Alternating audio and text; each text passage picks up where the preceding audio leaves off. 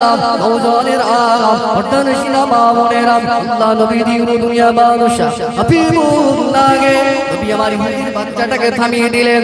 ওই সময় বললেন, নবী গো, আপনি যখন নামাজ পড়বেন আপনাকে না দেখলে আমার কলিজায় নবীর প্রেমের জ্বলন শুরু হয়ে যাবে। নবী গো, মুহূর্ত পর্যন্ত আমি আপনাকে না করে দেখে থাকবো। নবী বললেন, সবর করো। মসজিদে চলে গেলেন, নামাজের জায়গায় দাঁড়িয়ে গেলেন। আল্লাহ নবী যে নিজের নূরের পাপ মোবারক জুতো মোবারক খুলে রেখে গিয়েছিল, ইহুদির বেটাটা আল্লাহ নবীর জুতো মোবারক নিয়ে নবী নামাজে দাঁড়িয়ে গেলেন। নবীকে না দেখতে পাওয়ার কারণে হৃদয় জ্বলন শুরু হয়ে গেল।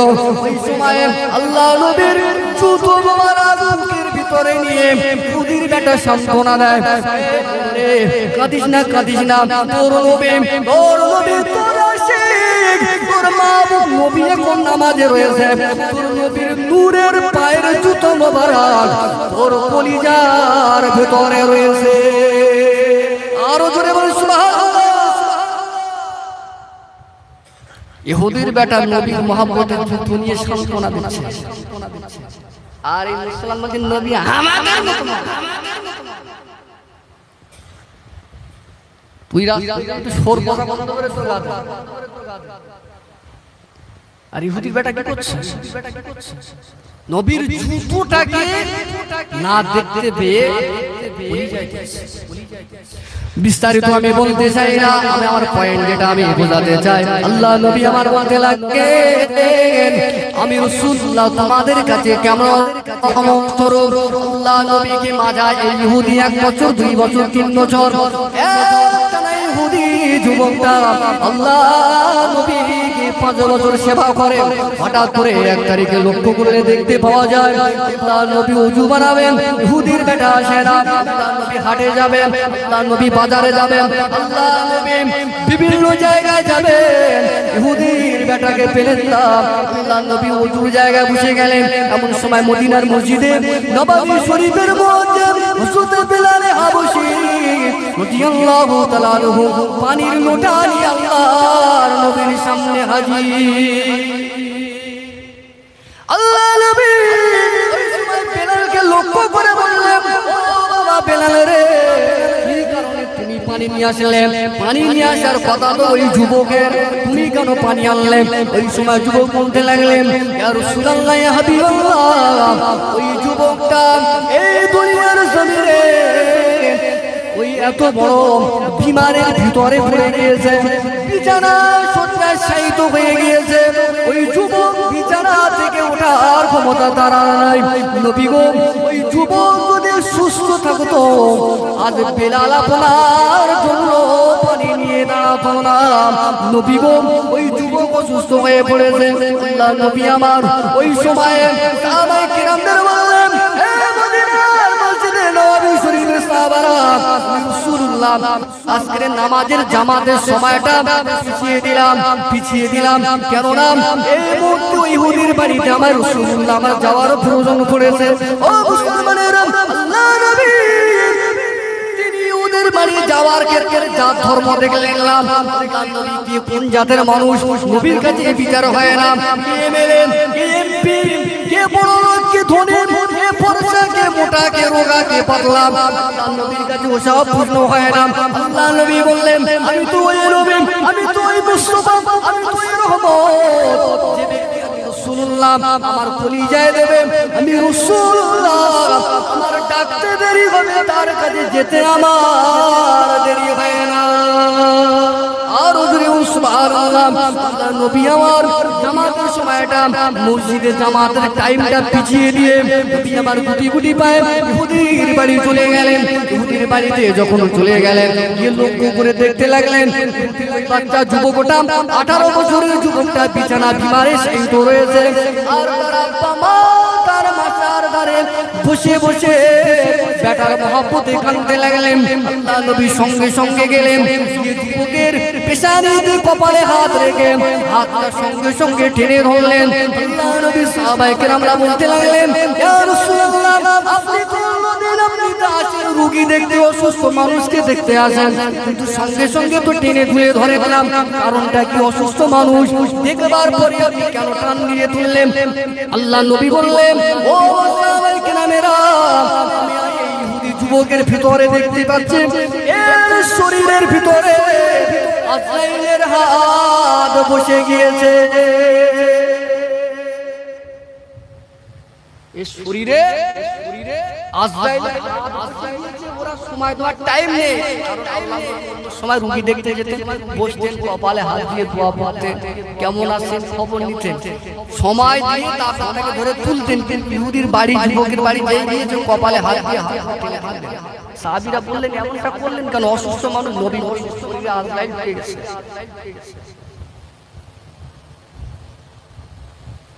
আজরাইল আমাদের মনে দেখবে।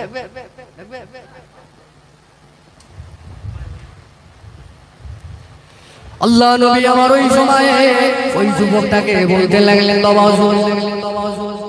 ও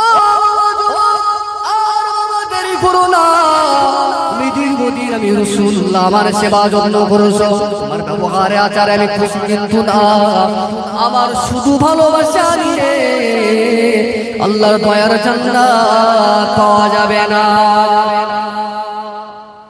শুধু ভালোবাসা, শুধু ভালোবাসা। আগেই বলেছি ভালোবাসার মানুষ বিপদে না। আল্লাহ নবী একবার সুযোগ দেয়, কাল হাসরের ময়দানে যেদিনে বাপ বেটার হবে না, বেটা বাপের হবে না, কেউ কারো হবে না, স্বামী স্ত্রীর হবে না, স্ত্রী স্বামীর হবে না, পৃথিবীর জমিনে যে যার যেমন সম্পর্ক কেউ হবে না, একমাত্র আমি নবী যা। একবার ইমানের কলেমা পড়ে মুসলমান হয়ে যা, বাকিটা আমি রাসূলুল্লাহ তোর জন্য জিম্মাদার হয়ে যাব। আর জোরে বলুন সুবহানাল্লাহ। ওই সময় যে যুবকটা আজ থেকে 5 বছর আগে নবীকে বললেন, ইয়া রাসূলুল্লাহ আমার আব্বা আমাকে বড় ভালোবাসে, এই ভালোবাসার কারণে আমি কলেমা পড়ি নাই।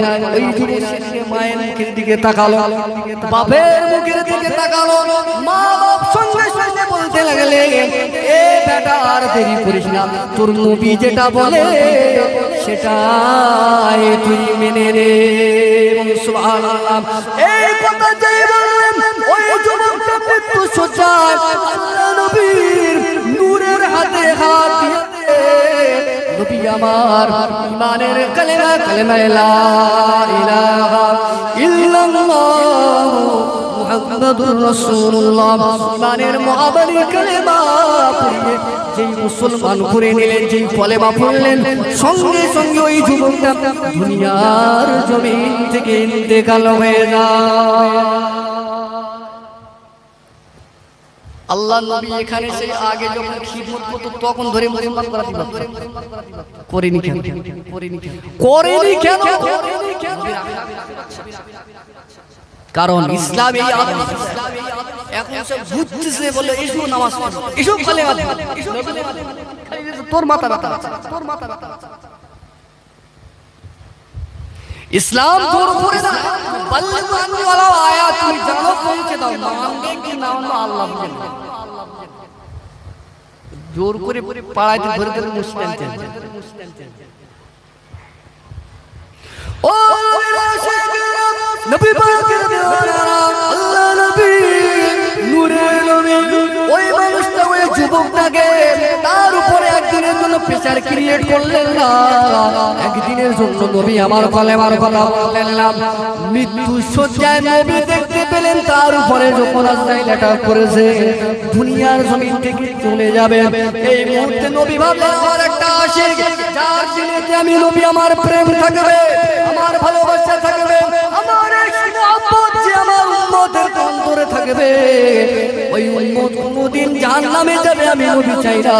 যে যাররা পরিমাণ, কাতরা পরিমাণ যার দিলেতে আল্লাহর নবীর মহব্বত ভালোবাসা থাকবে, খোদার কসম নবী তাকে নিয়ে, তাকে ছাড়া দয়ার জান্নাতে যাবে না।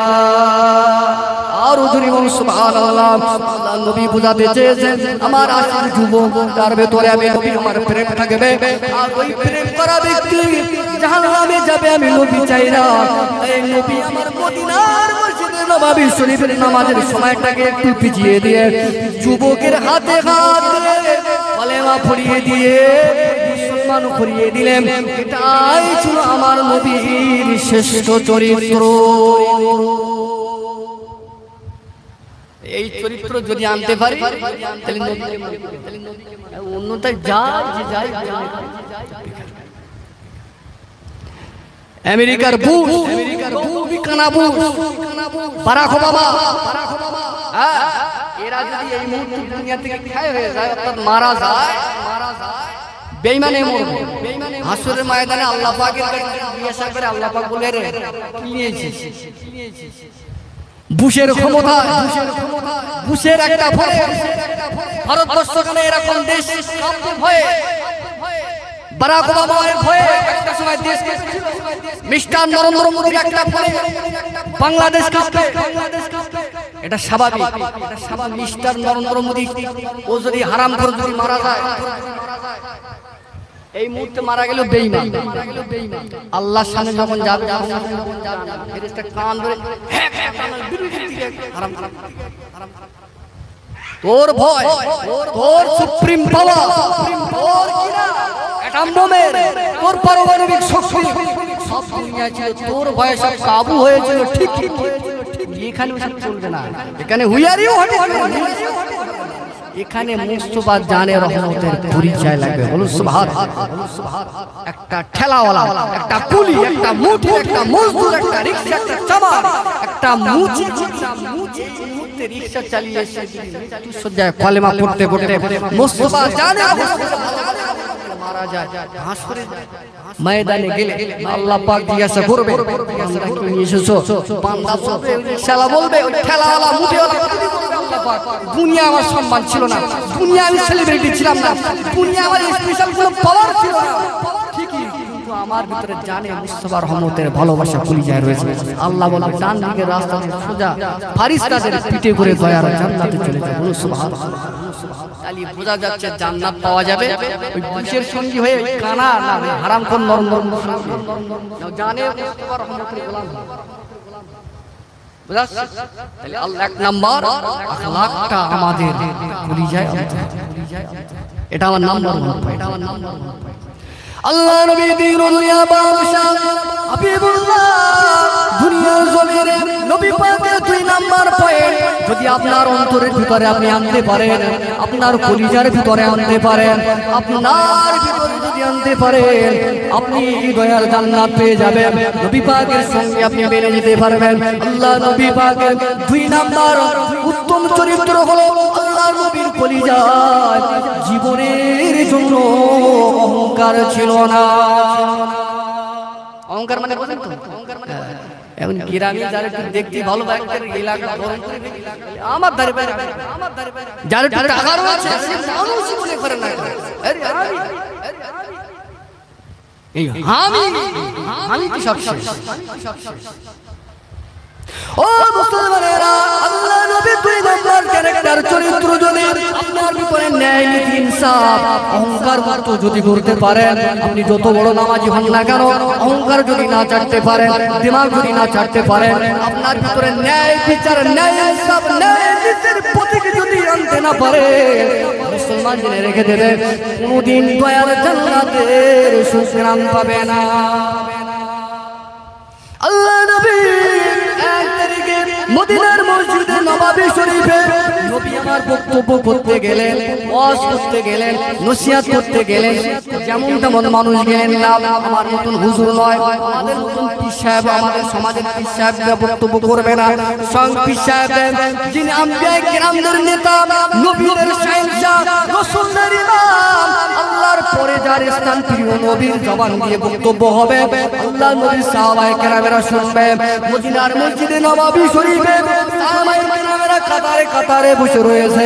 এমন সময় মদিনার মসজিদে নববী শরীফে একটা কোণাতে একটা একটা গরিব মানুষ চুপ মেরে বসে রয়েছে। সমাজে দেখবেন যারা গরিব হয় ওরা বেশি সোসাইটি যেতে চায়, সবসময় গোপন করে আমি গরিব ফেলি, বড় লোকের ধারে বারে যেতে চায় না। বাজারে যেখানে বড় বড় মাছ বিক্রি হয় সে ধারে বারে যায় না। কেন? কেন আমার নি টাইম করে যাও, সব সময়ের জন্য নিজেকে কন্ট্রোলে রাখে।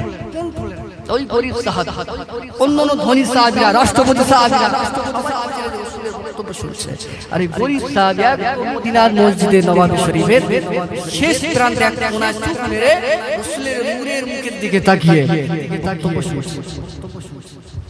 আল্লাহ নবী আমার ওই সময়ে সাহাবায়ে কেরাম বলতে লাগলেন, এ সাহাবায়ে কেরামেরা, ওই যে মদিনার মসজিদে নববী শরীফে শেষ প্রান্তে একটা ব্যক্তি বসে রয়েছে, ওই ব্যক্তিটা কি তোমরা কি কেউ চেনো? এই জামানায় ধনী যে হয় তারে সবাই চেনে, ধনী যে হবে তার সবাই কইবে বাবু, তার কেউ কইবে স্যার, স্যালুট জানাবে। আর গরিব মানুষ হলে তার দুনিয়ার জমিনে কেউ চেনে না। তাই তো আল্লাহ নবীর গরিব সাহাবীটা ওখানে বসে রয়েছে, নবী কি প্রশ্ন করলেন নাকি কি কেউ কি চেনো?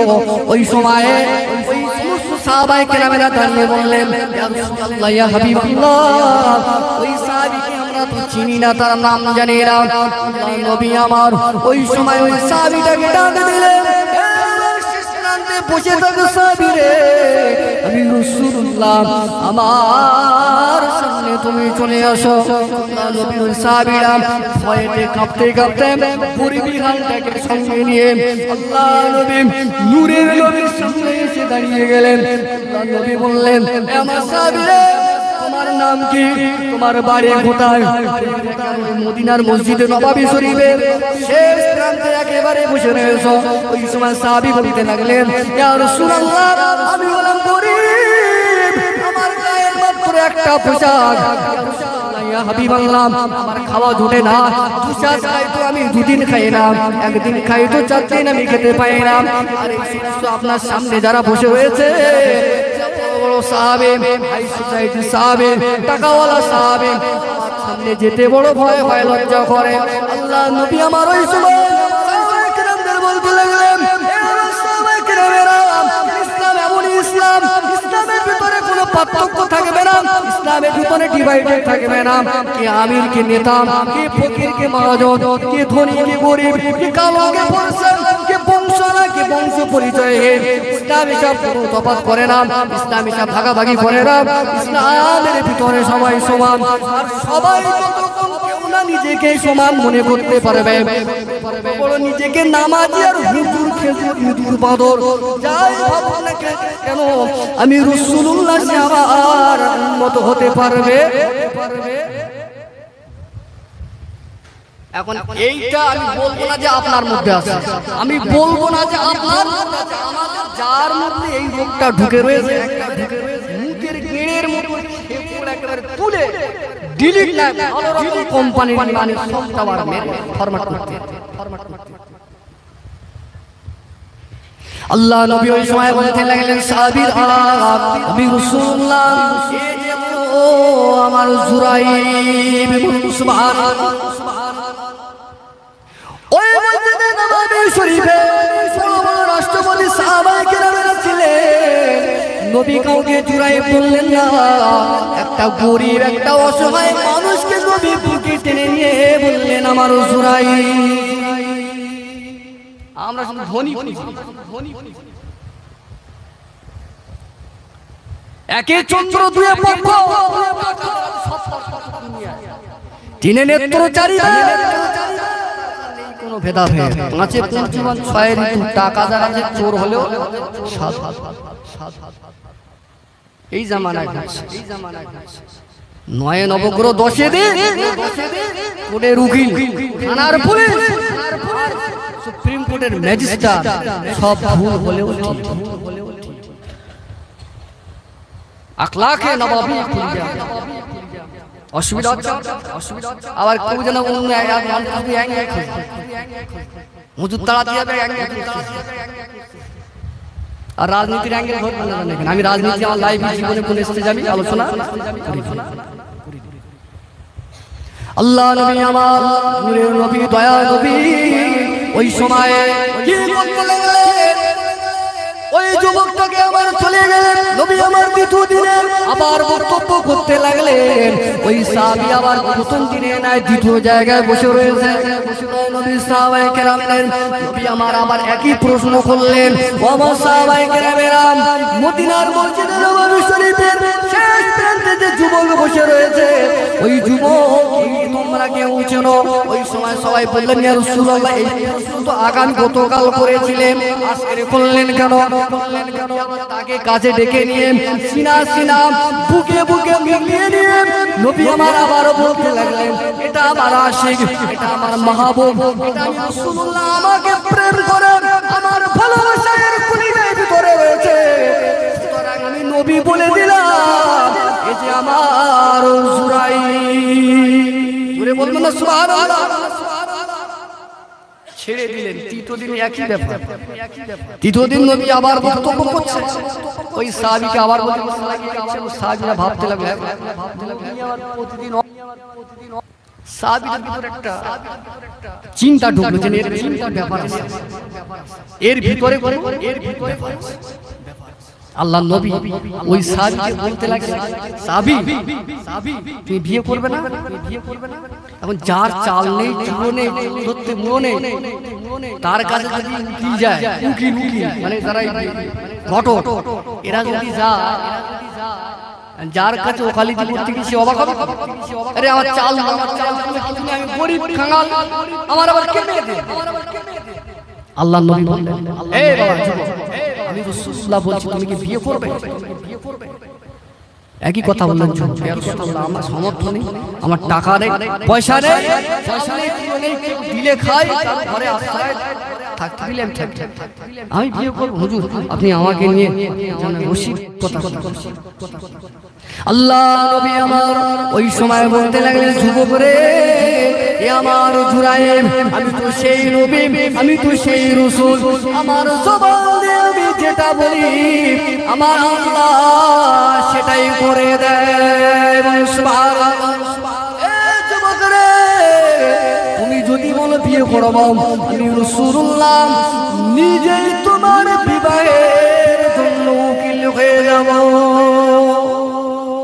সাহাবাদের কপাল ছুঁয়ে রাখো, কপাল ছুঁয়ে রাখো।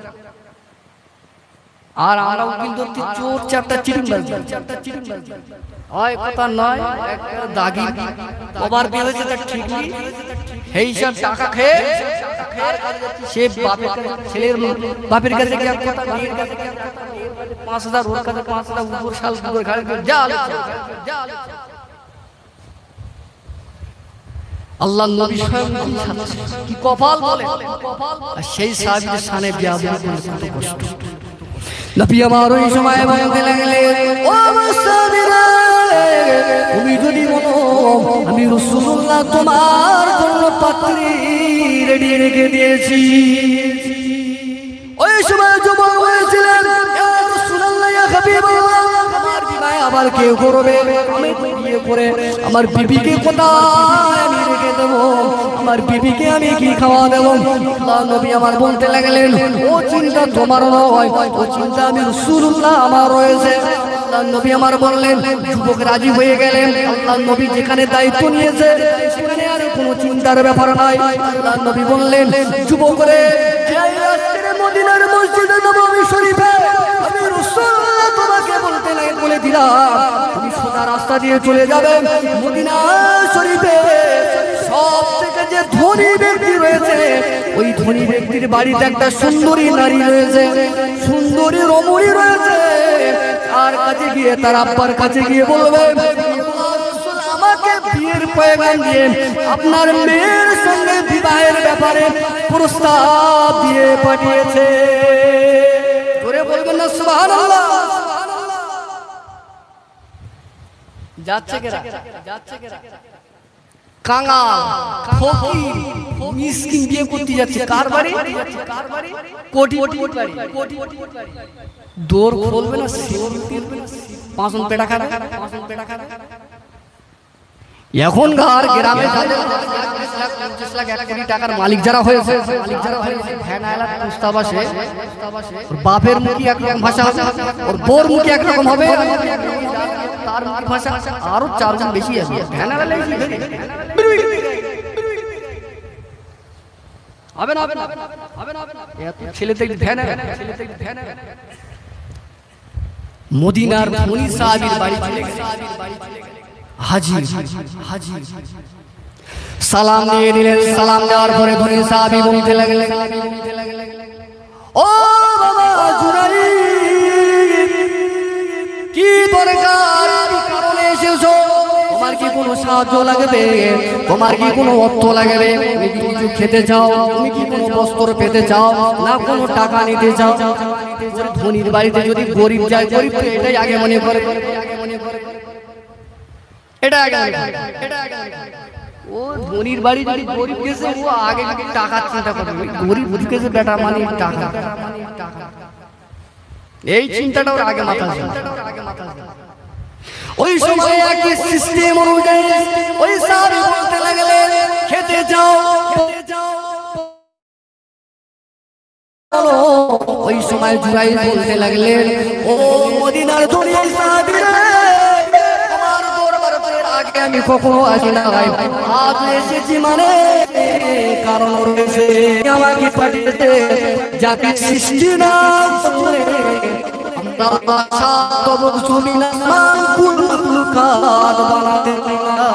সেই নবী, দয়ার নবী, মায়া নবী তোমার বাড়িতে পাঠিয়েছে। কি জন্য পাঠিয়েছে? আল্লাহর নবী, আল্লাহর নবী, আল্লাহর নবী। এখন টাকাওয়ালা লোকের কাছে গেলে তো মুখের শক্তি থাকলে তো বেড়ে যাবে।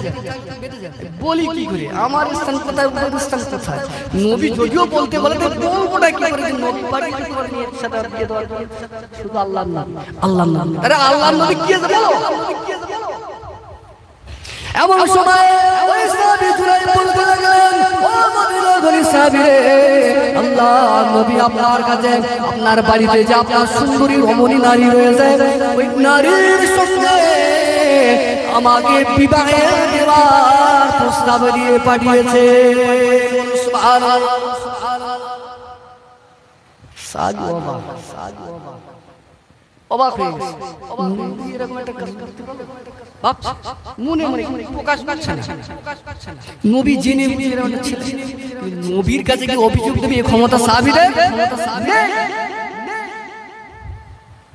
এমন সময় ভাই কথাবার্তা হতে হতে কি হচ্ছে, নবী পাঠিয়েছে নাকি এর সঙ্গে আমাদের বাড়ির মেয়েটাকে বিয়ে দেওয়া। স্ত্রীও একই চিন্তা, আমাদের মেয়ে নিয়ে স্বপ্ন রয়েছে আলাদা, দামি ঘরে হবো, থাকবে তার এয়ার কন্ডিশন বাড়ি, 4 চাকা গাড়ি থাকবে, রিমোটে সুইচ মারবে, দরজা খুলবে, সেই বাড়ি কোথায় গেলে ফকির। এক পর্যায়ে ওই সময় সাহাবী বলতে লাগলেন, ও বাবা যুবক, আল্লাহর নবী সাহাবীর, ঠিক আছে আপনার কথাটা আমি মাথায় রাখলাম, আপনি ফিরোড চলে যান, আমি ধনী সাহাবী আল্লাহর নবীর সঙ্গে সাক্ষাতে কথা বলে নেব। সাহাবী ঘরের দরজা থেকে বেরিয়ে গেলেন। এমন সময়ে ওই বাড়ির মেয়ে যেটা, ওই মেয়েটা পর্দার আড়াল থেকে এই যুবকের মা বাপের টোটাল কথাবার্তা দাঁড়িয়ে দাঁড়িয়ে শুনেছে। যুবক ছেলে যে পেরিয়ে গেলেন, তাদের বাড়ির মেয়েটার সঙ্গে সঙ্গে আব্বার কাছে বললেন, আমার আব্বারে, নবীর মুসলমানেরা, নবী পাকের উম্মতেরা, বিশেষ করে পর্দা নচিনা মা ও বোনেরা, বেটিরা শুনে না, আমরা নবীকে ভালোবাসি, আমরা নবীর মহব্বত করি, নবীর প্রেম রয়েছে সাহাবায়ে কেরামদের ভিতরে, নবীর প্রেম মহব্বত ছিল। ওই সময়ে ওই মহিলা যুবতীটা তার মায়ের কাছে এসে বলতে লাগলেন, আমার আম্মা জানে রে, আমার আব্বা জান, আপনি এত বড় ক্ষতি কেন করলেন? আরে এত বড় আমার খুশনসিব কপাল হাত ছাড়া কেন করে দিলে? এত বড় ক্ষতি করলেন আপনারা? বলে মা কি হয়েছে? তোমার জন্য ভালো সম্বন্ধ আমরা ভেবে রেখেছি। ওই সময় মহিলাটা জবাব দিয়েছিলেন, ও আমার আজকে স্বয়ং রাসূলুল্লাহ যাকে আমার স্বামী নির্বাচন করে পাঠিয়ে দিয়েছে, ওই স্বামী ছাড়া দ্বিতীয় কোনো স্বামী আমি আমার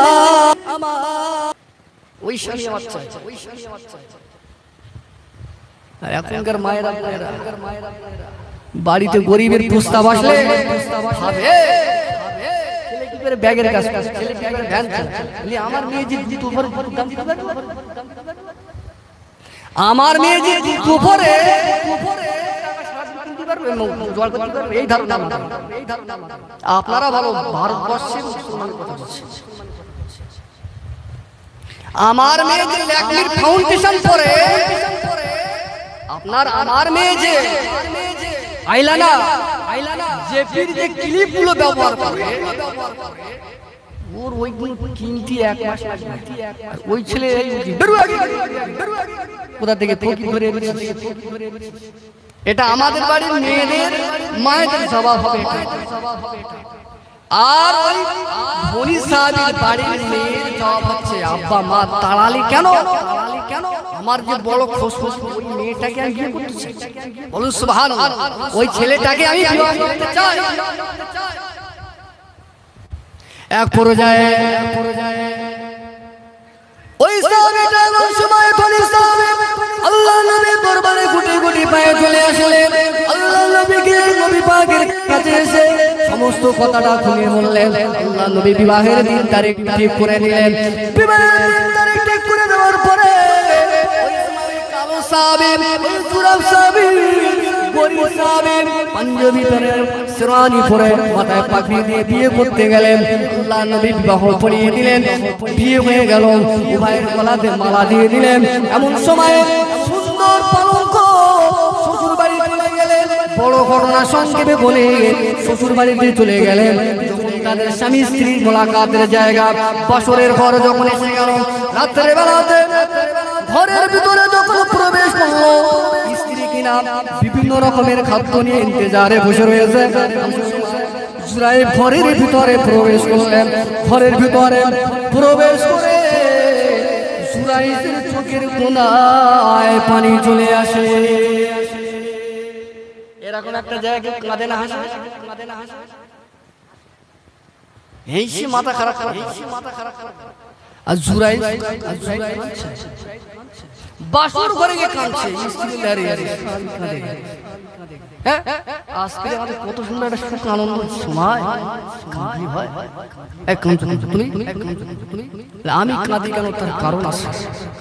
আমার এক কান্নার চোখের পানি কি জানতে চাই, বললেন এর আগে পর্যন্ত আমি শিয়ালের মধ্যে, পাহাড়ের মধ্যে, গাছের ছায়াতে আমার দিন কাটতো। আমার নবীকে কলিজার ভিতরে স্থান দিয়েছি বলে, নবীকে মহব্বত করেছি বলে, নবীর ভালোবেসেছি বলে, এই ভালোবাসার দাবিতে আল্লাহ পাক আমার শিয়ালের মধ্য থেকে, পাহাড়ের ছায়া থেকে, কুয়ার ভিতর থেকে, গাছের ছায়া থেকে আল্লাহ পাক আমার কোটিপতি লোকের বাড়ির জামাই বানিয়ে দিলে। এই কারণে আমি স্ত্রীর কাছে যাবে, কাছাকাছি চলে গেল, টাচ করবে। এমন সময় জুরাইরের কানেতে মদিনার মসজিদ নববী শরীফ থেকে আল্লাহ নবী কণ্ঠের আওয়াজ ভেসে আসে। আল্লাহ নবী হাঁক দিতে লাগলেন, আমার সাহাবায়ে কেরামেরা, কে কোথায় আছো, যে অবস্থায় আছো, এই অবস্থায় ফিরে এসো, ঢাল তলোয়ার নিয়ে তৈরি হয়ে যাও। মদিনা আক্রমণ করে দিয়েছে, বেদিনেরা মদিনাটাকে অ্যাটাক করে দিয়েছে। ইসলামটাকে বাঁচানোর জন্য, দ্বীন বাঁচানোর জন্য, কোরআনটাকে বাঁচানোর জন্য, ইসলাম বাঁচানোর জন্য, আমি রাসূলুল্লাহ আমার সিরাত দুনিয়া টিকে থাকিয়ে দেওয়ার জন্য যে যেখানে যে অবস্থায় রয়েছে, এই মুহূর্তে আমি রাসূল আমার কাছে চলে এসো, যুদ্ধের ময়দানে যেতে হবে। এই আওয়াজটা ওই জুরাইদের কানে চলে যায়। কেমন একটা টাইমে আওয়াজটা কানে যাচ্ছে, বুঝতে পারছেন? একবার মন্টে পড়তে সানডে কিতাবে বাসর স্বামী স্ত্রী এক জায়গা হবে না, আওয়াজ কানে গেছে। মদিনাকে বাঁচানোর জন্য, দ্বীনকে বাঁচানোর জন্য, কোরআনকে চিন্তা করা, চলে এসো সাহাবা। আমরা হলে কি করতাম? আমরা বলছি না ভাব নবীর খেয়ে কাজ তোমার ডাকলাম, আরে মুরগিটা দরকার এমার্জেন্সি মানুষের ফোন করি ওরই দরকার ইমাম সাহেব মুরগি ডাকি মায়ের যা বেলা করে দিচ্ছে। এমন সময় জুড়াই ওই সময়তে সঙ্গে সঙ্গে স্ত্রীর সান্নিধ্য ছেড়ে দিলেন। স্ত্রীর সঙ্গে সোবতে যাওয়া থেকে পিতা হয়ে গেলেন। যেই পিতা হয়ে গেলেন স্ত্রী বলতে লাগলেন, ওগো প্রাণের স্বামী রে, এত সুন্দর একটা মূর্তি কি কারণে আমার থেকে সরে যাও? ওই সময় জুরাই বলতে লাগলেন, হে আমার বিবি রে, যে নবীর সাথে আমি জুরাই পাহাড় পর্বতের গুহা থেকে তোমাকে বিবি হিসাবে এই দুনিয়ার জমিনে সব থেকে টাকাওয়ালা এবং সব থেকে সুন্দরী রমণী হিসাবে তোমাকে পেয়েছি, যে নবীর কদমের বারাকাত, সেই নবীর পক্ষ থেকে যুদ্ধের পয়গাম এসেছে। বিবি রে, তোমার কাছে সময় দেওয়ার থেকে আমার নবীর ডাকের হুকুম আমার কাছে আগে। আমার বাপ বউ ছাড়তে বলবো না, কারো বউ ছাড়তে বলবো না, শুধু নামাজটা পড়বা, হবে হবে নবীর মহব্বতে নামাজটা হবে। বলে এখন ভেবে দেখি, আল্লাহ নবী আমার যখন এই ডাক দিলেন, স্বামী স্ত্রী কথা হচ্ছে, ওই সময় জুরাই বলতে লাগলেন, বিবি রে, আল্লাহ যদি আমাকে বাঁচিয়ে রাখে, যুদ্ধের ময়দান থেকে ফিরে এসে তোমার সঙ্গে আবার দেখা হবে, মিলিত হব। আর যদি আল্লাহ আমাকে তুলে নেন, শহীদ হয়ে যায়, হাসরের ময়দানে নবীর দামান ধরে দয়ার জান্নাতে গিয়ে আমাদের দুজনার বাসর হবে। এমন সময় বিবি বলতে লাগলেন, প্রাণের স্বামী রে, আপনি তো নবীর আশিক, নবীর পাগল, নবী ছাড়া কিছু বুঝে না, এজন্য মসজিদে আজান হলে নবীর আশিকেরা কোনোদিন করে ঠ্যাঙের উপরে ঠ্যাং দিয়ে মোবাইল দেখতে পারে কি? সব তো ঠিক তো ওই তুই বাজান আছে, হাইয়া আলাস সালাহ, আরে তাড়াতাড়ি মুয়াজ্জিন বেটা লেগেছে, পালা পালা, এই যে হচ্ছে এখন, এই যে হচ্ছে এখন জামাতের টাইমে মসজিদে হাত দেয় না, রাস্তা ঘুরে যায়, বুঝাতে জানে এই টাইম নামাজ হচ্ছে। তাহলে তুমি কাকে নুকিয়ে জামাতের ভয়েতে মসজিদে পাই দিয়ে অন্য রাস্তায় পালাচ্ছ? ইমাম সাহেবেরও ক্ষতি হয়, মুয়াজ্জিনেরও নয়, তাড়াহাজিয়া গ্রামের কারণে তোমার নিজের ক্ষতি, তোমার নিজের হচ্ছে। ওই সময় বিবি বলতে লাগলেন, স্বামী রে, জীবনে কি একবার শেষ দেখা আপনার মুখ আমি দেখতে পারবো? ওই সময় স্বামী বলতে লাগলেন, কি নবীর প্রেম ছিল, কি ভালোবাসা ছিল। ওই সময় জুরাই বলতে লাগলেন, হে আমার প্রাণের বিবি রে, তুমি যদি আমাকে এই মুহূর্তে আমি তোমাকে দেখি, আর তুমি যদি আমাকে দেখো, দুজনার প্রেমে পড়ে যাব। দুজনার প্রেমে পড়ে গেলে যেটা ঘটে সেটা ঘটে যাবে। আমার নবীর ডাকে আমি যেতে পারবো না, সুতরাং আমার মুখ তোমাকে আর দেখাবো না, কেননা তোমার ডাকে আমি সাড়া দিয়ে দেখে ফেললে প্রেমে পড়ে গেলে নবীর ডাকে সাড়া দিয়ে যুদ্ধের ময়দানে যেতে পারবো না। এখন সময় স্ত্রীকে বিদায় জানিয়ে ওই সাহাবী চলে গেলেন, আল্লাহ নবীর পক্ষ নিয়ে কাফিরদের সঙ্গে যুদ্ধ করতে লাগলেন। ওই যুদ্ধে আমার আল্লাহ মুসলমানদের জয় দিয়েছিল। যুদ্ধের শেষে আল্লাহ নবী সাহাবায়ে কেরামদের লাশ মোবারকটা এক একটা করে আলাদা করতে লাগলেন। সমস্ত সাহাবায়ে কেরামরা যারা শহীদ হয়েছে সবার লাশ মোবারকগুলো পেয়ে গেলেন। আল্লাহ নবী ঝরঝর করে কাঁদতে লাগলেন। সাহাবায়ে কেরামরা বলতে লাগলেন, ইয়া রাসূলুল্লাহ, ইয়া নবী গো, আপনি কেন কাঁদেন? কি হয়েছে আপনার? ওই সময় বলতে লাগলেন, আল্লাহ নবী বললেন, সাহাবীরা, আমার জুরাইবকে তো খুঁজে পাওয়া যায় না। জুরাইবের লাশটা কোথায় আছে এরকম এমন সময় একটা জায়গায় লক্ষ্য করে গিয়ে দেখতে পাওয়া গেল হযরত জুরাইব রাদিয়াল্লাহু তাআলা দুনিয়ার জমিন থেকে শহীদ হয়ে গেলেন। হুজুরের পিঠের উপরে 7 জনা টাটকা বেঈমান কাফেরের লাশ পড়ে রয়েছে।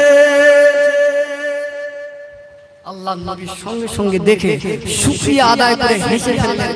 সাহাবীরা বললেন কাঁদলেন এখন হাসলেন মানে কি? আল্লাহ নবী বললেন এ আমার সাহাবায়ে কেরামেরা আমার এই যে জুরাইব ঈমানের পরীক্ষা দিয়েছে, ঈমানের পরীক্ষা আল্লাহ আসমান থেকে জুরাইবের দিকে কুদরতি হাসা হাসছে আর আল্লাহ যার জন্য যার উপরে রাজি হয়ে গেছে মুস্তাফা তার জন্য হাসে। বলো সুবহানাল্লাহ। এখানে আজকের ইসলামের সবথেকে টাটকা ইন্টারন্যাশনাল বড় বড় 7টা দুশমনকে জাহান্নামে পাঠিয়ে তারপর শহীদ হয়েছে। এই ছিল তাদের নবীর প্রতি প্রেম, এটাই ছিল তাদের কাছে বিবির থেকে নবী আগে, তাদের কাছে বাচ্চার থেকে রাসূল আগে। নবী ছাড়াই তাই আমাদের নবীর প্রেম, নবীর ভালোবাসা যদি আনতে পারি তাহলে না তো সব ভালো। দরুদ শরীফ পড়ি আল্লাহুম্মা সাল্লি আলা সাইয়্যিদিনা ওয়া আলা আলি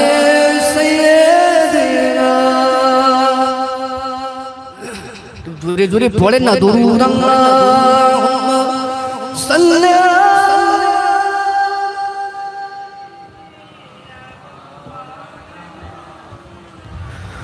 ওয়া আলা আলি সাইয়্যিদিনা। আমার বাবাজি ভাইজান, তাহলে আমার আলোচনায় কি আপনারা কি কষ্ট পাচ্ছেন? যদি বলেন যদি পাঁকাল মাছের নতুন অস্ত্র, পাঁকাল মাছ কাদা থেকে দেবে, গায়ে একটা কাদা থাকে, ও অজু জানিয়া যতটুকু বলি নিজে আমল করতে হবে, সবাই আমল যাতে করতে পারি তা একটা নাম্বার পয়েন্ট। যেহেতু মা বাপের স্মরণ আজই মায়ের স্মরণে তুমি একটা বিষয় বলে মাহফিল সমাপ্ত করবো। আপনার রাজি আছেন? তাকবীর দান তো নারে তাকবীর, এটা জোনের তাকবীর আছে, পুরন তাকবীর দান নারে তাকবীর, নারে তাকবীর, নারে রিসালাত, নারে রিসালাত, মাসলাকে মুজাদ্দিদে জামান বিশ্ব নবীর দিবস, নারে তাকবীর। ঠিক আছে আওয়াজ।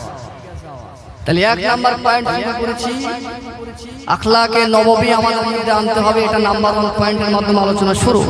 2 নাম্বার নবীর আখলাক ছিল অন্তরে অহংকার ছিল না, দিমাগ ছিল না, ন্যায় ইনসাফ পাইয়ে দেওয়া রাসূল ছিল। 3 নাম্বার পয়েন্ট নবী আমার বললেন তোমরা মা আব্বাকে সেবা যত্ন ভালো ভালো, কারণ যে আমার উম্মত হবে সে কোনোদিন মায়ের কষ্ট দেবে না। নবী জীবনে মাকে পায়নি, পেয়েছিল মাত্র 6 বছর।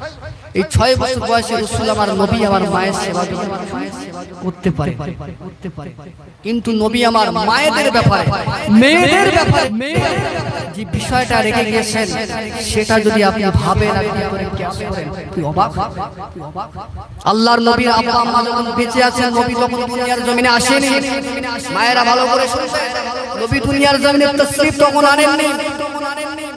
আল্লাহর রাসূলের আব্বা হযরত আব্দুল্লাহ রাদিয়াল্লাহু তাআলা তিনি সিরিয়ার বাজারে এক শ্রেণীর হতচ্ছাড়া কপাল ফাটা নেমু খারাপ এই নবীর উম্মত মুসলমান নাম দিয়ে তারা বিশ্ব নবী রাসূলুল্লাহর মর্যাদার উপরে গোস্তাকি করতে গিয়ে রাসূলের আব্বার সানে বিয়াদবি করেছে, নবীর মায়ের সানে বিয়াদবি করেছে। বিয়াদবি করতে করতে তারা আল্লাহর নবীর মা বাপকেও জাহান্নামী বানিয়ে দিয়েছে। বলুন নাউযুবিল্লাহ। আচ্ছা আপনার জ্ঞান বলে যে বিশ্ব নবীকে যে নবী না হলে কিছুই হতো না, যে রাসূল না হলে কিছুই হতো না, জন্মদাতা যে নবীর যে পেটে ধরেছে যে জায়গাটা, সেই জায়গা জাহান্নামে যাবে না। নবী বলল যে শুধু বললো আমার স্বপ্ন দেখলো, তার জন্য জাহান্নামের 7টা আগুন হারাম হয়ে গেল। বলুন সুবহানাল্লাহ। নবীর স্বপ্ন দেখে যদি জাহান্নামের আগুন হারাম হয়, নবীর মা যে পেটে ধরেছে যাবে যাবে মাল দিয়ে হবে না, মারি থেকে তাড়া করা দম ফেল রাসূলের মর্যাদায় উস্তাদ আল্লাহ রাসূল সাল্লাল্লাহু আলাইহি ওয়াসাল্লাম মায়ের মর্যাদাটা কিভাবে দিয়ে যাচ্ছে।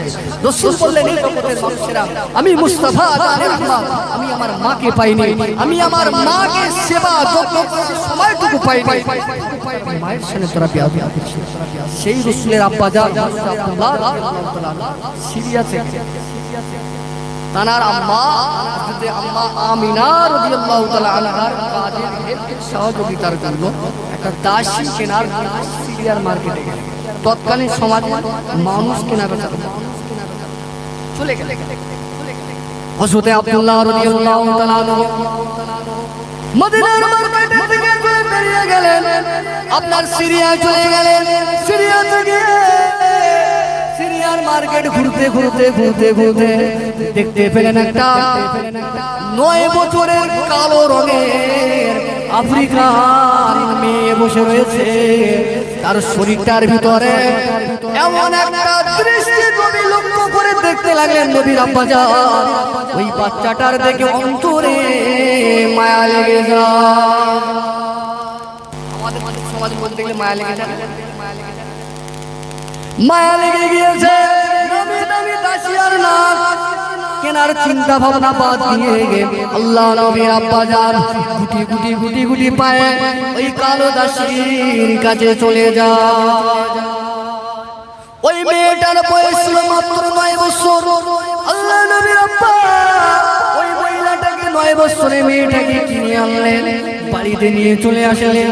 বাড়িতে নিয়ে আল্লাহ নবীর মা জরুরি আমিনার খিদমতে দিয়ে দিলেন আর বললেন, বিবি রে আমিনা, আমি তোমার স্বামী আব্দুল্লাহ বাড়ি ঠিকঠাক থাকতে পারি না, ব্যবসার জন্য আমি বাইরে যাই, তুমি একা থাকো, তোমার কাজে হেল্পের প্রয়োজন হয়, আমি স্বামী হিসাবে যথাসময়ে সহযোগিতা করতে পারি না। আমি আফ্রিকান কালো মেয়েটা আজ থেকে তোমার সান্নিধ্যে তোমার সেবক হিসাবে, তোমার সেবিকা হিসাবে, তোমার খাদেমা হিসাবে নিযুক্ত করে নিলাম বলে দিয়ে রেখে দিলেন। আল্লাহ নবীর মা জননী বর্ণনা করতে লাগলেন, কিতাবটার নাম হলো সিরাত ইবনে হিসাম। সিরাত ইবনে হিসামের ভিতরে এসেছে আল্লাহ নবীর মা জননী বলতে লাগলেন, হে জগতের মানুষেরা, আমি মুহাম্মদুর রাসূলুল্লাহ সাল্লাল্লাহু আলাইহি ওয়াসাল্লামের জগৎজননী মা বলে দিলাম, আমরা যেদিন থেকে আফ্রিকান কালো মেয়েটাকে কিনে এনেছি, ওই দিন থেকে আমাদের বাড়িতে আল্লাহ পাক একের পর এক বরকতের দরওয়াজা খুলে দিলেন। এখান থেকে একটা মাসালা শুনে না, আমরা মানুষ লোক কুটুম বাড়ি আসলে ভয় করে, কি করে পয়সা চিন্তা করে, খাওয়া দাওয়ার চিন্তা করে, স্ত্রী চোখ টেপাটে এ আপদ খায় হবে কখন, বিদায় হবে কখন, খোদার কসম না না না, রুজির মালিক আমার আল্লাহ।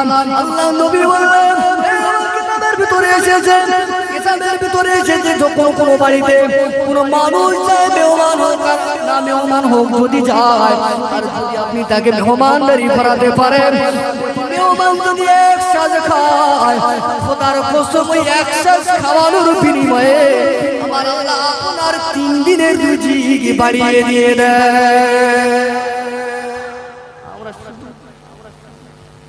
হাতে বাটি করতে দুজন নিয়ে যায়, থাকি বল না জানা, থাকি বল না জানা।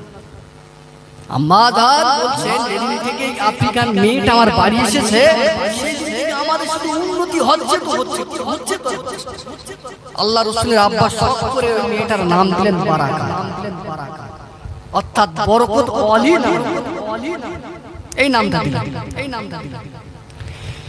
এক তারিখে আল্লাহ নবী আব্বা জান আম্মা আমিনার সঙ্গে মিলিত হলেন, মিলিত যখন হলেন, এর আগের একটা ঘটনা, আল্লাহ নবীর আব্বাজান যে রাস্তা দিয়ে যেতে গেল, ওই সময় মদিনার নারীগুলো আল্লাহর নবীর আব্বার প্রেমে পাগল হয়ে যেত।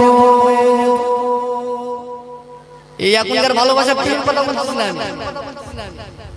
ওই নারীদেরকে পরবর্তীকালে আব্দুল্লাহ যখন আম্মা আমিনার সঙ্গে সহবত হয়ে গেলেন, সম্পর্ক হয়ে যাওয়ার পরের দিনে আল্লাহ নবীর আব্বাজান রাস্তা দিয়ে হেঁটে হেঁটে যায়, ওই সময়ে নারীগুলো আব্দুল্লাহর মুখের দিকে তাকিয়ে দেওয়া হয়ে যেত।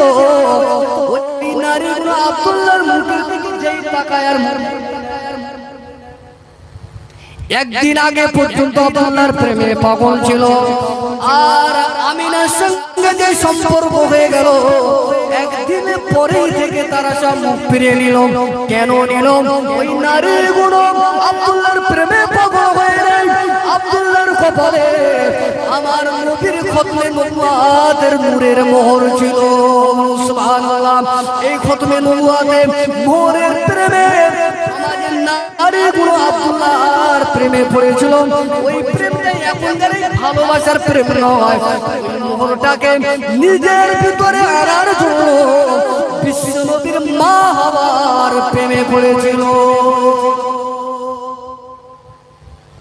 ও মুসলমানেরা, আদর্শ প্রিয়কে ফেরেশতারা জীবনে সাজদা করতো না। আল্লাহ হুকুম হয়েছে, কিতাবের ব্যাখ্যার ভিতরে এসেছে, আদর্শকে ফেরেশতা এই কারণে সাজদা করেছে, আদর্শ প্রিয়র কপালে আমার নবীর নূরের মোহর ছিল। সুবহানাল্লাহ। ও নবী পাকের আশিকরা, নবীর কিস্তি ডুবে যেত, প্লাবনে ডুবে যেত। কিস্তি প্লাবনে ডুবে নাই, একটাই কারণে নবীর কপালে আমার আল্লাহ পাক আপনার আমার নবীর নূরের মোহর রেখে দিয়েছিল। ও নবীর উম্মতেরা, ইউসুফ নবীকে কুয়ার পানি ডুবিয়ে দিল না, পানির ক্ষমতা হলো না। ইউসুফ নবীর ভাইয়েরা যখন মেরে দেওয়ার জন্য কুয়াতে ফেলে দিয়েছিল, জিবরাইলকে বললেন, জিবরাইল দুনিয়ায় চলে যা, কেননা ওই ইউসুফের কপালে আমার বন্ধু আখির জামানার নবীর নূরের মোহরখানা আমি রেখে দিয়েছি। ওই দিনে ইউসুফ নবী পানি থেকে বেঁচে গিয়েছিল, ওই বাঁচার পিছনে আমার নবীর নূরের রহমতের ওসিলা।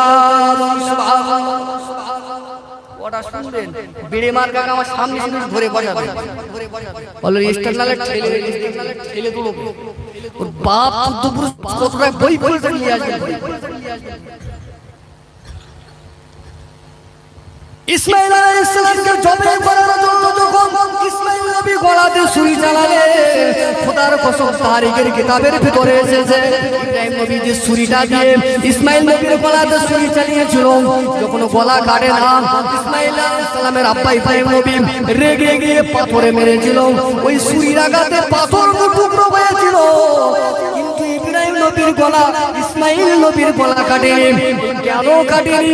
কেন কাটেনি? পিছনের উত্তর হলো, ইসমাইল নবীর কপালে ছিল আমার নবীর নূরের রহমতের মোহরে খতমে নবুয়াত। সুবহানাল্লাহ। ওখান থেকে আব্দুল মুত্তালিবের কপালে আসলো। আব্দুল মুত্তালিবের কপালে যখন চলে আসে, মুত্তালিবের কপালে থেকে আব্দুল্লাহর কপালে চলে আসে। আব্দুল্লাহর কপালে ছিল বলে সমাজের নারীরা বিশ্ব নবীর মা হওয়ার চিন্তা ভাবনা করেছিল। যেদিনে আম্মা আমিনার সঙ্গে মিলন হয়ে গেল, সকালবেলা যখন সিরিয়ায় আল্লাহ নবীর আব্বাজান যখন যেতে লাগে, ওই সময় ওই নারীগুলো মুখ ফিরিয়ে নিয়েছিল। নারীদের জিজ্ঞাসা করা হয়েছিল, তোমরা তো আব্দুল্লাহর প্রেমে পাগল ছিলে, আজকে কেন মুখ ফিরিয়ে নাও? নারীগুলো জবাব দিয়েছিল, আরে আমরা আব্দুল্লাহর প্রেমে পাগল নয়, আমরা তাওরাত কিতাবের মানে অনুযায়ী আমরা আব্দুল্লাহর কপালে খতমে মোহরে নবুয়াতের বিশ্ব নবীর মোহরে নবুয়াত ছিল, ওই মোহরে নবুয়াতের প্রেমে আমরা পাগল হয়েছিলাম। তার মানে আল্লাহ রাসূলের নূর কোথায় চলে গেল? গর্বে। আর সেই মাকে পাঠাতে কোথায়? হারামখোরের বাচ্চারা বলেন তাড়া করবে না, বলবে এলাকা ছাড়া করবে না, এলাকা ছাড়া করবে না। আমি কি দলিলগুলো দিচ্ছি বুঝতে পারছেন? এই দলিল কাটার বাপের ক্ষমতা সেই নবীর মা কি জানে অত ছাড়া আবার বলছে ও নবীর আশিকরা আমার ওদিকে নয় প্রসঙ্গ উঠেছিল বলে বললাম আল্লাহ নবীর আব্বা চলে গেলেন সিরিয়াতে ব্যবসার জন্য চলে গেলে রেখে গেলেন ওই আফ্রিকান কালো মেয়েটাকে বাড়িতে ব্যবসায় চলে গেলেন ব্যবসায় চলে গিয়ে আল্লাহ নবীর আব্বা যান আবওয়া নামক স্থানে আল্লাহ নবীর আব্বা যান সিরিয়া গিয়ে আবওয়া নামক স্থানে আল্লাহ নবীর আব্বা যান ইন্তেকাল হয়ে গেলেন ওখানেই তারা জানাজা ওখানেই তারা দাফন কার্য হয়েছিল নবী পাকের উম্মতেরা আল্লাহ নবীর আব্বার দুনিয়ার জমিনে ফিরত আসলো না এক পর্যায়ে এদিকে হামেলা হয়ে গেলেন আম্মা আমিনা গর্ভবতী হয়ে গেলেন এ বেঈমানেরা এ মুসলমানেরা বেঈমানদের কথা কখনো মানবেন না নবীর দুশমনদের কথা কখনো মানবেন না আল্লাহ নবীর আম্মা আমিনা বলেছিলেন আমার বেটা মুহাম্মদ যখন আমার গর্ভেতে ছিল নারীদের পেটে বাচ্চা আসলে যেমন উঁচু হয়ে যায় পেটটা বড় হয়ে যায় খোদার কসম আমি আমিনা আমার পেট উঁচু হয়নি আমার গর্ভটা বড় হয়নি দুনিয়ার নারীরা সন্তান প্রসব করলেন ব্লাডে রক্তে ভিজে যায় আমি আমিনা এরকম কোনো কারবার আমার ঘটে নাই আমার মুহাম্মদ দুনিয়ায় এসেছে আমার বেটা আসার কারণে রক্ত তো দূরের কথা এমন একটা খোঁজওয়ান নূরের জ্যোতি আলো পেয়েছে যে আলোতে তৎকালীন জামানার পারস্যের সম্রাটের রাজদরবারে আলোর ছটাকে আমি দেখতে পেয়েছি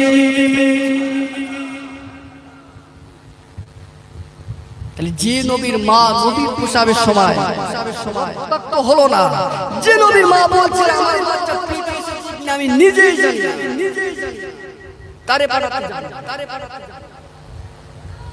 ও আলোচনা অনুষ্ঠান হবে আব্দুল্লাহ চলে গেলেন ইন্তেকাল হয়ে গেলেন আমি যেটা বলতে চাইছি ইন্তেকাল হয়ে গেলেন এবারে এই খবরটা আম্মা আমিনার কানে চলে এসেছে আম্মা আমিনার কানে তো যখন চলে এসেছে আল্লাহ রাসূলের আম্মা খুব কান্নাকাটি করলেন শুধু ওই বারাকাকে এই দুনিয়ার ছবি সর্বপ্রথম আল্লাহর রাসূলকে যিনি কোলে নিয়েছিলেন এই আফ্রিকান কালো মেয়ে হযরত বারাকা বলুন সুবহানাল্লাহ ইনি এমন একটা নারী হতে দেখেছেন দুনিয়ার জমিনে আর এনার কোলেতে এনার উপস্থিতিতে আল্লাহ নবী দুনিয়ার জমিন থেকে বিদায় নিয়েছেন পর্দা এনার উপস্থিতি একটাই আর যিনি যার সামনে আল্লাহ রাসূল দুনিয়ায় পয়গাম এনেছেন তার সামনে আল্লাহ রাসূল বিদায় নিয়েছেন তাহলে এই বারাকা মহিলাটা ছিল বাড়ির দাস তাহলে প্রথমে এনার এই বারাকার মালিক আর মালিকা কে ছিল আব্দুল্লাহ আর আমিন তাই তো মালিক আর মালিকা কে ছিল আব্দুল্লাহ আর আমিনা কারণ এদের গোলাম কেনা গোলাম আচ্ছা গোলাম যখন বাড়ি হয় আমাদের সমাজে আজকাল ধনী লোক তো চাকর বাকর অনেক রেখে দিয়েছে টাকা হয়ে গেছে যদি একটু ভুল করে তার যে সাজা কি দেয় সে আপনার তার যাকে আর জাত গোষ্ঠী সাইন্স উদ্ধার করে দেয় তা আল্লাহর রাসূল যখন দুনিয়ার জমিনে এসেছেন আল্লাহর রাসূলকে সর্বপ্রথম বলে নিয়েছিলেন বারাকা এই বারাকার সামনে আল্লাহ রাসূল আল্লাহ নবী আব্বা হারা হয়ে গিয়েছেন একদিনের জন্য এই বারাকা আল্লাহর নবীকে এত মহব্বত করেছিলেন নবী যখন দুনিয়ার জমিনে তশরীফ যেদিনে এনেছিলেন ওই দিনের বারাকার বয়স হয়েছিল মাত্র 9-13 বছর বাড়ি এসেছিল 9 বছর কিন্তু আল্লাহর নবী যেদিনে দুনিয়ার জমিনে এসেছিল বারাকার বয়স সেদিনে ছিল 13 বছর ওই 13 বছরের একটা বারাকা কালো মহিলা আল্লাহর নবীকে দুনিয়ার জমিনে জীবনে আব্বা যারা কষ্ট কোনদিন বুঝতে দেয়নি সুবহানাল্লাহ এটা গোলাম ও নবীর আশিকরা আল্লাহ নবী দুনিয়ার জমিনে লালন পালন হতে বড় হতে লাগলো আল্লাহ নবীর জবানে যখন নবী আমার কথা বলতে লাগলেন আল্লাহ নবী আমার এত সুন্দর একটা আদর্শবান মানুষ ছিল আল্লাহ নবী নিজের বাড়ির চাকরকে কোনদিন একটু করে হ্যাঁ করে নবী ডাকেন নাই নবী আমার ওই কালো আফ্রিকান মহিলাটাকে ওই বারাকাকে আম্মি ছাড়া কখনো ডাকতেন না সুবহানাল্লাহ গোলামকে মা কয় গোলামকে